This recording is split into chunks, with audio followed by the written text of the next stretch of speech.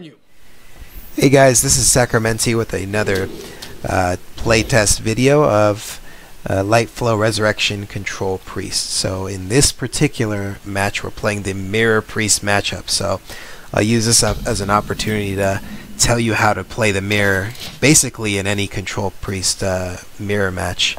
What you want to do is not be the player who does stuff first. You want to be the one to react, because a lot of the priest cards, especially in control decks and control priest, are reactive.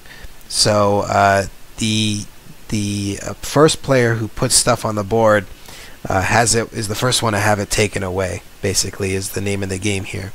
It's a different play style if you're playing Dragon Priest, right? If you're playing Dragon Priest, you want to get things on the board out as fast as possible, build pressure, because you have a lot of proactive cards.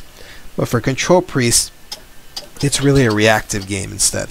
So we spend the first couple turns just passing, and he takes the first move by playing Shredder.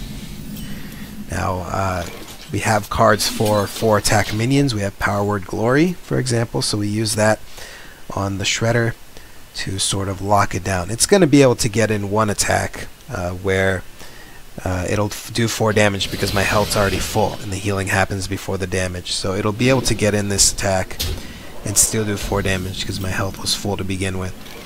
But I'm not particularly worried about this board. We have one card that's extremely hard for Priest to deal with properly, as you'll see, and that card is Sylvanas. So we're just going to wait till turn 6 to get our Sylvanas down on the board and see how he deals with it.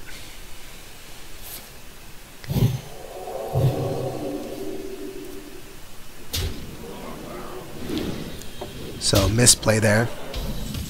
He should have attacked with the other one first. It would have done 2 extra damage that he missed out on. No big deal though. So we play Sylvanas now, and now he has to deal with it. So let's count how many cards this Sylvanas actually uses from the opponent. He starts by silencing it, so that's 1 card. Runs the Shredder in, 2 cards. Smites it, 3 cards. Then goes for the face. Buffs this for some reason, I'm not sure why. You really want to save that to give the Mana Addict burst damage on your next turn, since you can't use her this turn.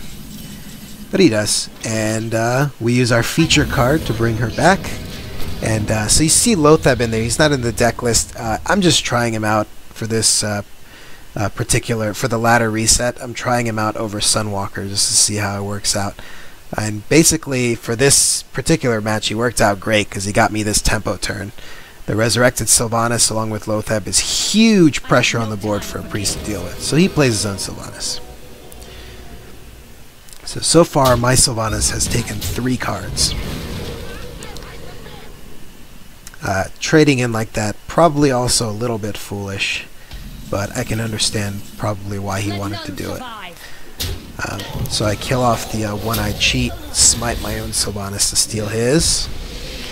Powered Shield Sylvanas to play around Light Bomb, so the only way he could kill it now is with Shadow Word Death. So I'm hoping she eats a Shadow Word Death. So the Sylvanas has now taken 4 cards plus his Sylvanas, so 5 cards.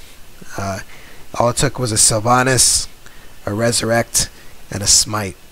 And I basically soaked up 2 Shredders, a Silence, a Smite, the minions that came out of the Shredders, and his Sylvanas for 3 cards. That's insane. So he plays the Blade Master Heal combo. So he spent 2 cards. I'm liking Nova here because he just spent 2 cards to get that Blade Master out as a 4/7.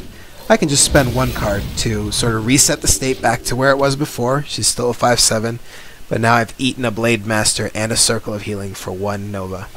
You want to get those 2 for 1s as much as you can, or 5 or 6 for 3 in the case of Sylvanas and Resurrect. So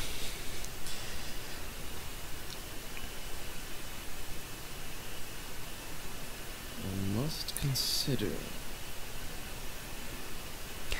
So now it's become evident that he doesn't have a nice way of dealing with Sylvanas, which is good. If he did have a nice way of dealing with Sylvanas, we wouldn't be very happy. But he plays Ysera. I like to save Mind Control in this deck and Death for or Sylvanas Death for things like Ysera. Typically, you don't want to use Mind Control until as late as possible, so you can see if your opponent plays something like an Ysera. In this case, I had Sylvanas and Death, so that worked out instead. Might as well use her while the opponent has something on the board, just to guarantee that I steal something. So that's why I used Death on my Sylvanas there. So we got his Ysera. I played the Prophet Velen as well, just for tempo, for board pressure, force him to play cards. He played a Death to get rid of it. It was potentially a misplay because I probably could have gotten lethal with it, with Ysera Awakens in retrospect. But at the time, it seemed like the best play. So I play my own Ysera now. So now I have 2 Yseras. An absolute nightmare for a priest to deal with. 2 Yseras. And we have a Mind Control backup. So even if he takes one of my Yseras, I can just take it back. We're pretty much in great shape to win at this point. There's very few things a priest can do to come back once you have a double Ysera board. Maybe like Confused Light Bomb or something gimmicky like that.